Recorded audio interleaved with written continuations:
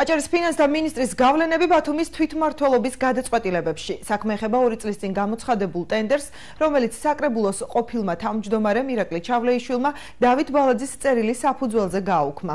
რა იგულისხმა მინისტრმა სარეკომენდაციო ხასიათის წერილში, რომელმაც საკრებულოს მაშინდელ თავმჯდომარეს ტერიტორიის დაბალფასად გასხვისების გადაწყვეტილება შეაცვლევინა და რატომ ჩაერია მინისტრი საკრებულოს საქმიანობაში. აღნიშნული ტენდერის ჩაშლის გამო ჩავლეიშვილთან კითხვები აუდიტის სამსახურსაც გაუჩნდა. ბაგრატიონის 127 ნომერში მდებარე ეს ტერიტორია ჩაშლილი აუქციონის შედეგად დღემდე თავისუფალია. სახელმწიფო აუდიტის სამსახურის დასკვნის თანახმად აღნიშნული მიწის ნაკვეთით 2013 წელს 2 ინვესტორი იყო დაინტერესებული და მათ მიერ წინასწარ შეტანილი თანხა 315,000 ლარში ადგენდა. ირაკლი ჩავლეიშვილის ბრძანების საფუძველზე აუქციონი გაუქმდა, რითაც მოსალოდნელი ინვესტიცია არ განხორციელდა. აუქციონის ჩატარების დღეს საკრებულოს თავმჯდომარის ბრძანებით შეწყვეტილი იქნა აუქციონები.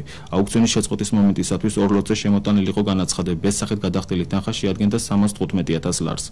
აუქციონის შეწყვეტით არ განხორციელდა მოსალოდნელი ინვესტიციები. ერთიან ნაციონალურ მოძრაობაში ფიქრობენ, რომ აუქციონის შეწყვეტა შესაძლოა საკრებულოს ყოფილი თავმჯდომარის რესპუბლიკური პარტიის წევრის ირაკლი ჩავლეიშვილის პასუხისგებაში მიცემის საფუძველი გახდეს, რითაც კირთაძის აზრით ქართული ოცნების წარმომადგენლები არიან დაინტერესებული. იგი ირწმუნება, რომ ჩავლეიშვილმა ბრძანება ფინანსთა მინისტრის დავით ბალაძის ზეწოლის შედეგად გამოსცა. სახელმწიფო აუდიტის სამსახურმა უკვე ოფიციალურად გამოაქვეყნა დასკვნა, სადაც მან თქვა, რომ ირაკლი ჩავლეიშვილის უკანონო ქმედების გამო ბათუმის ბიუჯეტმა $1,000,000 ლარზე მეტი იზარალა. ეს გადაწყვეტილება ირაკლი ჩავლეიშვილმა მიიღო არა თვითონ დამოუკიდებლად. ეს გადაწყვეტილება მას იძულებით უკანონოდ მიაღებია აჭარის მთავრობამ, განსაკუთრებით ბუნებრივია ამ ყველაფერში ჩართული იყო ეკონომიკის მინისტრი. ხელისუფლება ამ საკითხით დაინტერესდა მხოლოდ მაშინ, როცა ეს მას უკვე პოლიტიკურად აწყობს.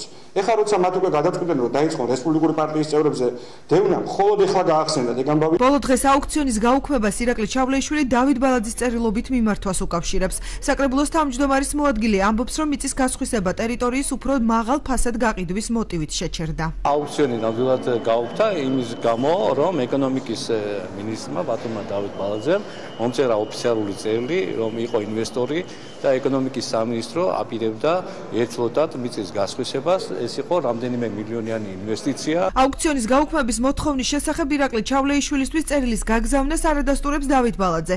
რეგიონის პირველი ფინანსისტი ირწმუნება, რომ ჩავლეიშვილს მხოლოდ სარეკომენდაციო ხასიათის წერილი გაუგზავნა, სადაც იგი ტერიტორიის დაბალ ფასად გასხვისების გადაწყვეტილების შეცვლას ურჩევდა. ჩვენ მივეცეთ მიმართულება, რომ მომხდარიყო აღნიშნული მიწის ნაკვეთის პირობიანი ელექტრონული აუქციონის ფორმით განკარგვა და არასაჯარო აუქციონის, რომელიც მომავალში კითხვებს იწვევს, შესაძლოა ხოლმე გაიყიდებოდა ეს ფული მილიონი ან კიდევ უფრო მეტი თანხა შეიძლება შევიდეს დამატებით ბიუჯეტში. ამ ეტაპზე ბაგრატიონის 127 ნომერში მდებარე ტერიტორიის გასხვისების საკითხი დღის წესრიგში არ დგას, რადგან ფინანსთა და ეკონომიკის სამინისტროში აცხადებენ, რომ აუქციონის ჩაშლის შემდეგ ტერიტორიით ინვესტორები აღარ დაინტერესებულან.